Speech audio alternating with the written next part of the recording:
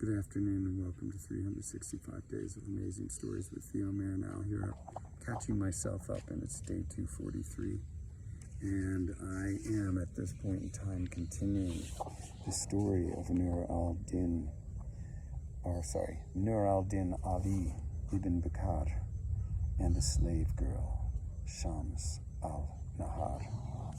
Now you might remember that Shams Al-Nahar, we haven't even introduced her yet really, but this is the woman that came riding into the marketplace, attended by 4 or 10 lovely maids, and came to the shop of Abu al-Hassan to get some drugs, for he was trusted, revered in Baghdad as the best of herbalists or druggists. She'd come there, and there she had met this young man from Persia, Ali ibn Nur Ali Ibn-Bakkar. And when she met him, she was taken by him, as indeed he was taken by her. And anyway, she got what she needed from Abu al-Hassan, and once she got up from the pillow and was attended by her maids and rode off. Now, no sooner had the day ended, as we have days ending often for people that work regular jobs. Their day ended, and just as the day was ending for the druggist Abu al-Hassan, the maid came to fetch Abu and Nur al-Din Ali ibn Bakkar. She said, "Please come. My lady wishes you to come." And so Abu al-Hassan said, "Let us go." And he turned to Nur al-Din Ali ibn Bakkar and said, "Come, we must go." And he said, "Let us." Now they disguised themselves in some way. For what reason, I'm really not sure. Might have to figure that one out for yourself. And off they went, following at a safe distance behind the maid. Through the streets of Baghdad, she wended her way until they came to the palace of the Caliph, Harun al-Rashid. They went into a side chamber, and the maid quickly led them into a place that looked like it had just been finished its construction.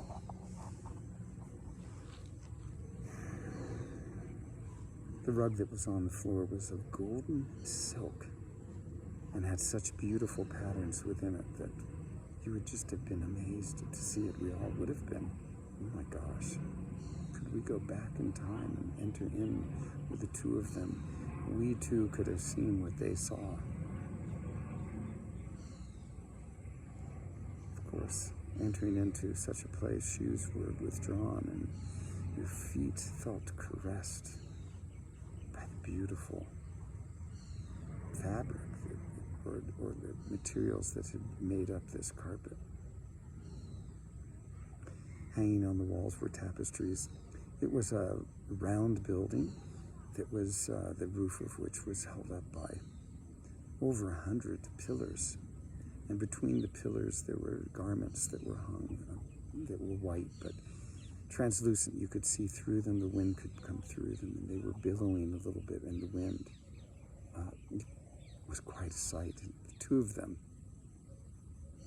Abu al-Hassan and Nur al-Din, just took it in, marveling at every little bit of it, couches around the outside of the carpet, between the carpet and these pillars.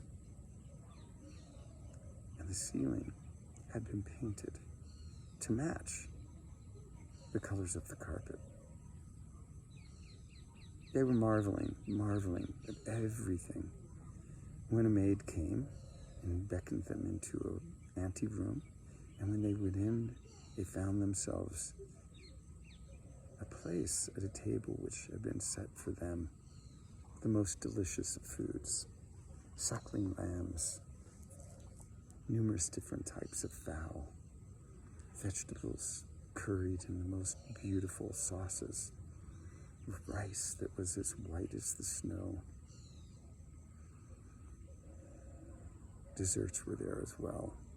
The men fell to, delighting in the incredible flavors of this food and the delight of being in the space that they were in. Now, after they had filled themselves quite to the point of satisfaction, servants being there to get whatever it is that they wished for, taking away plates that were considered used, the two were beckoned from that room back into the great hall, and from the great hall they entered into a garden that mirrored the beauty of the room that they had just been in.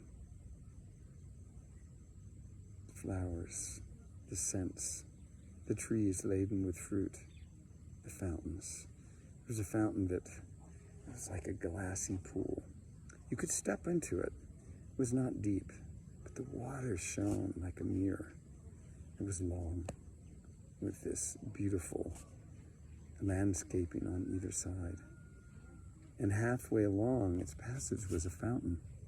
And at that fountain, there was on either side, radiating out from it, smaller pools.